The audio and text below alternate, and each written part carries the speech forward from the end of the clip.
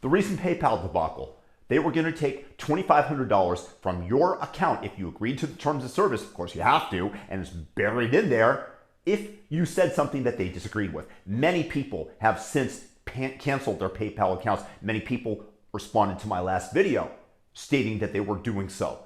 And yet, we need to look to where the puck is going, because they are becoming more and more authoritarian, using artificial intelligence to track what we say, to track things that they disagree with. You would think, of course, that PayPal, in the interest of their shareholders, would want as many clients as possible in order to maintain what little network effect they might have using their system, but they have systematically destroyed it, which is why I'm selling my PayPal stock. I don't believe that I forgot to sell it months ago when it first came to my mind, but I did not. It's not a large amount, it's 10 shares, but nevertheless, that did cost me some money.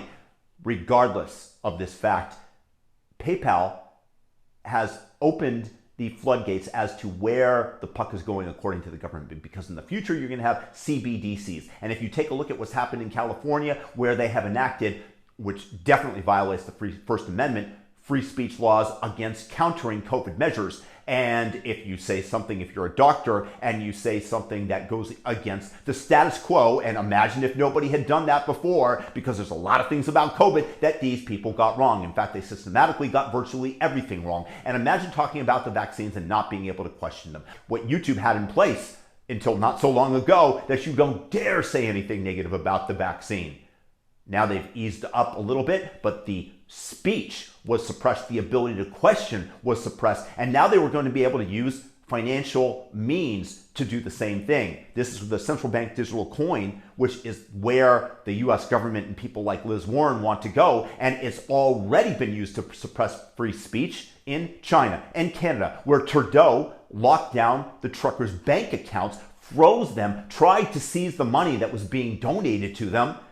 This is anti-free speech, anti-freedom, and the one life raft that we have is Bitcoin, because in the future, they're just going to be able to deduct from your bank account to the government directly if your social credit score isn't high enough, if you say something that they disagree with. Who knows? Maybe you voted for the wrong person, and they have laws enacted so that they can maintain control over society. And that's exactly what these woke effers want. They want dominion. They want control. And that is why PayPal enacted this policy, because they know best, and you have to fit in with what they morally think is right. So if you are against the mutilation of children with drugs that prevent puberty blockers, or mutilations in terms of the surgeries, in terms of hacking off a 14-year-old's breast because she's confused in the moment and thinks, because of all the propaganda, that she wants to be a boy. But me saying this, of course, would lead PayPal to mark me and deduct $2,500 from my bank account, but not those people that support these wonderful moral measures. Oh no, they want to decide on the morality of civilization using the financial means. And that's why we go to Bitcoin,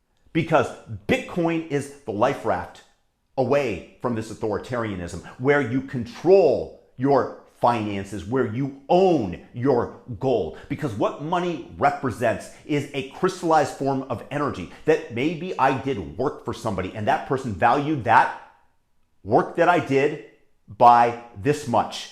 And I get to save that energy in crystallized form and spend it later. Of course, when they print massive amounts of money, that debases anybody that went out there and worked their ass off. And you're seeing the buying power of your dollar going down. Bitcoin, because it only has a 21 million supply, the limit number of coins that will ever be in existence, Bitcoin is protected against that. But more so, you get to own it. It's like keeping gold in your backyard under your mattress.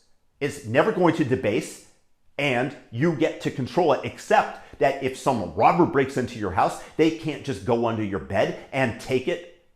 No, it's protected by cryptography, by the electricity used to mine the Bitcoins that protects you, that protects the ledger. And this is going to drive the batshit crazy people like Elizabeth Warren, who want total dominion and control, because once again, they are the ones who know best, crazy. And this is how you protect yourself from PayPal, who's out there attempting to steal your money. A great way to amplify profits, PayPal, except for the fact that you've destroyed shareholder value with your woke policies. It's get woke, go broke. And Bitcoin is the antidote to that because you keep it, it's cryptographically protected, it's protected by the Bitcoin network and all the electricity that is used to mine the coins. And you get to own your wealth and not have it robbed by the government, automatically deducted. For example, in China, when you go out on your windowsill and they've said that nobody's allowed out of their house and they have aerial drones that snap a photo of you and use facial recognition technology to automatically deduct your energy, your money from your bank account using the CBDC structure. And that is what they are trying to employ. And we need to be able to protect ourselves from the likes of PayPal, from the predators like Elizabeth Warren that think that they have the right to divide your wealth up as they see fit. Bitcoin is the antidote to the PayPal dilemma, to the PayPal attempt to grab a hold of your wealth and give it to whoever they desire, which is what the government wants for the future. So take note and consider, not financial advice, looking into Bitcoin. Peace.